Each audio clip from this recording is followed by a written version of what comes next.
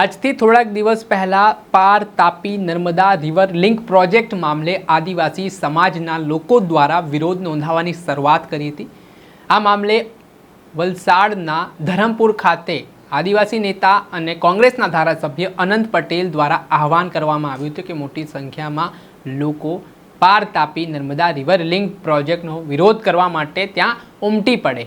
ત્યારે પોલીસ દ્વારા જે ડાંગથી આદિવાસી સમાજના લોકો મોટી સંખ્યામાં ત્યાં પહોંચવાના હતા તે પહેલાં તેમની અટકાયત કરી લેવામાં આવે છે અને આને જ લઈને આજે ડાંગ ખાતે આદિવાસી સમાજના લોકોએ પોલીસના દમન સામે પોતાની રેલી કાઢી છે। આ રેલીમાં કોંગ્રેસના વાંસદાના ધારાસભ્ય અનંત પટેલ પોતે જોડાયા છે, તેમજ આદિવાસી સમાજના આગેવાનોનું પણ નિવેદન સામે આવ્યું છે। પોલીસે જે તે સમયે તેમને આંદોલન કરવા જ્યારે તેઓ જઈ રહ્યા હતા ત્યારે જતા અટકાવ્યા અને પોલીસ સાથે જે ઘર્ષણની સ્થિતિનું નિર્માણ થયું તે બાબતને લઈને પણ આદિવાસી સમાજના લોકો રોષે ભરાયા છે। આ બાબતે તેઓ શું કહી રહ્યા છે તે સાંભળેલું।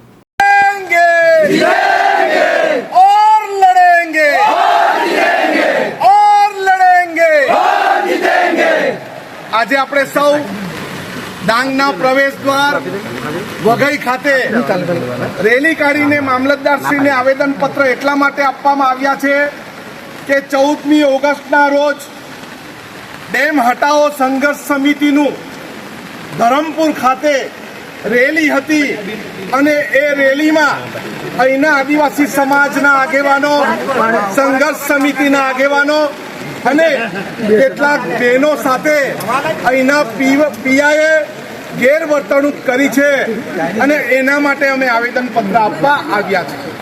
અમારી માંગણી છે કે દરેક પોલીસ ખોટો નથી, દરેક પોલીસ કોઈ ખરાબ નથી, પરંતુ કોઈક જૂઠાલાલના કહેવા એના વાયે લાગીને જો આપણી રેલીમાં આપણા લોકોને અટકાવતો હોય તો એવો પોલીસ આદિવાસી સમાજને કોઈ પણ રીતે હેરાન કરવા માંગે એવું લાગે છે।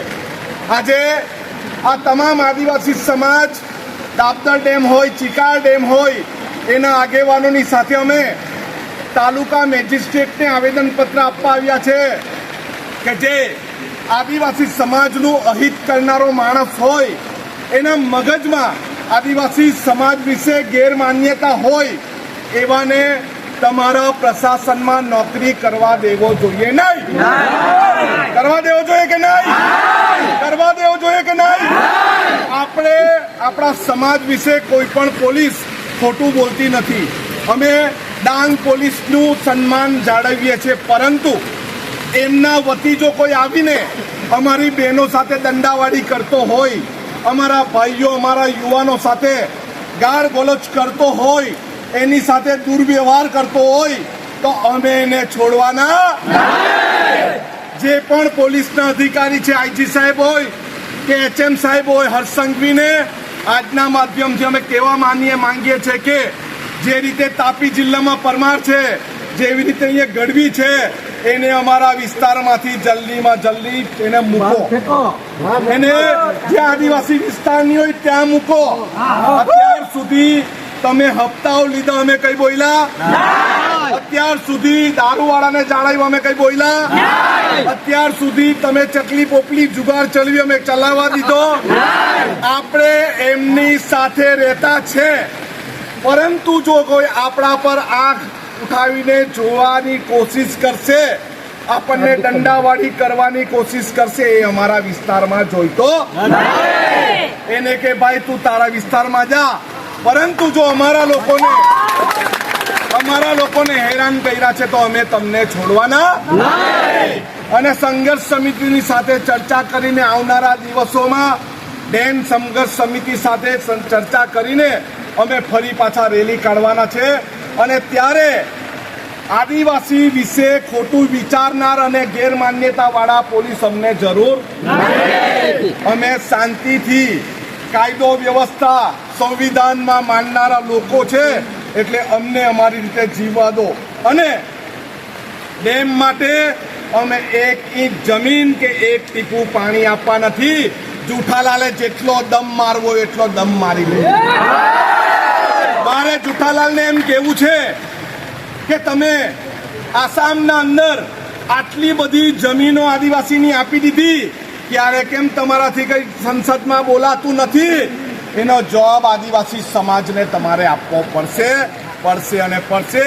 હવે અમે તમારી કોઈ વાતમાં આવવાના નથી. અમે આર પારની લડાઈ લડવા માટે તૈયાર છે.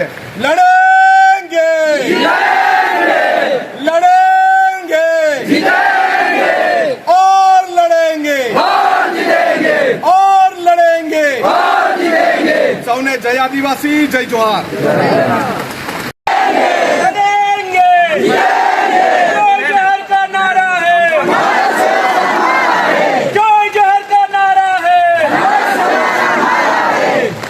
આવે છે એટલે બધા ભીનાઈ ગયા એટલે અવાજ ઓછો કરે છે એવું લાગે છે.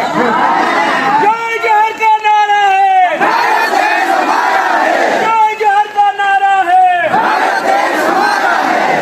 પાર તાપી નર્મદા રિવર લિંક આપણે 16 જેટલી રેલી કાઢેલી અને 17મી રેલીમાં આ વિસ્તારમાંથી સમર્થન કરવા માટે અને વિસ્થાપનના ડરથી રેલીમાં આવતા જે ભાઈઓ બહેનોને રોક્યા હતા, જેમના પર ફરિયાદો થઈ છે, એના વિરોધમાં આજે આપણે રેલી કાઢી છે. એટલા માટે કે આપણે જળ જંગલ જમીનના માલિક છે, આ દેશના માલિક છે, એટલે આપણને રોકવા વાળું કોણ?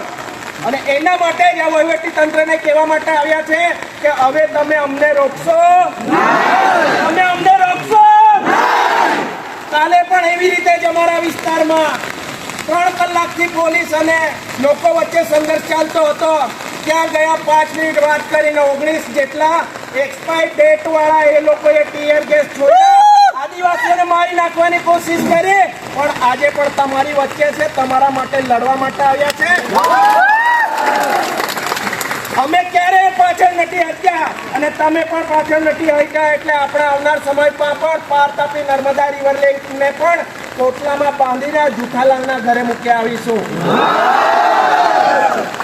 અમે કલ્પેશ પટેલ જોડે વાત કરતા હતા કે અનંતભાઈ આપણા ધારાસભ્ય છે, એમના પર હુમલો કરે છતાંય અમારા જ પર 4 જેટલા ગુના દાખલ કરે.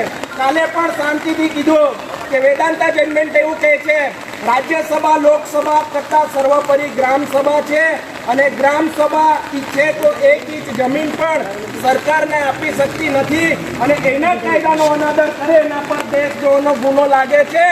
ત્યારે ત્યાં ઉપસ્થિત પીઆઈ પણ જવાબ આપી શકતો ન હતો અને ત્યાંથી વળતી મૂકીને એને સીધા ટીયર ગેસ છોડ્યા હતા.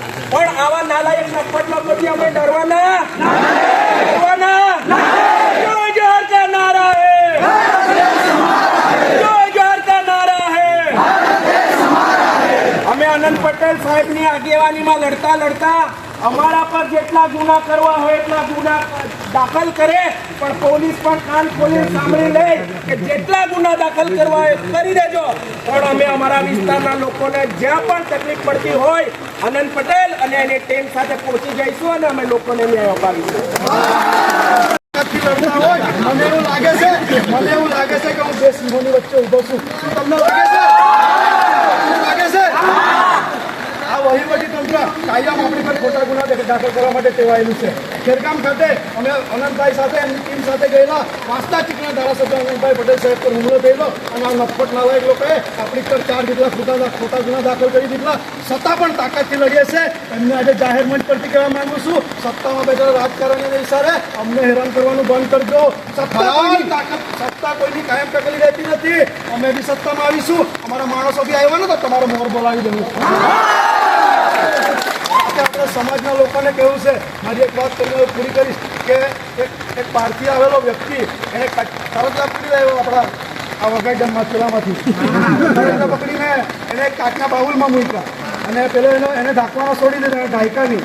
એટલે પેલો એનો હાથો દોસ્તારો તો એને એમ કીધું કે આ કેમ ગયો નહીં ઢાયકા કટલા નીકળી જાય. ત્યારે પેલાએ શું કીધું, મને ખબર છે એમ કે એક કટલો ચડે બીજો એને પગ પકડીને ખેંચી જ પાડે.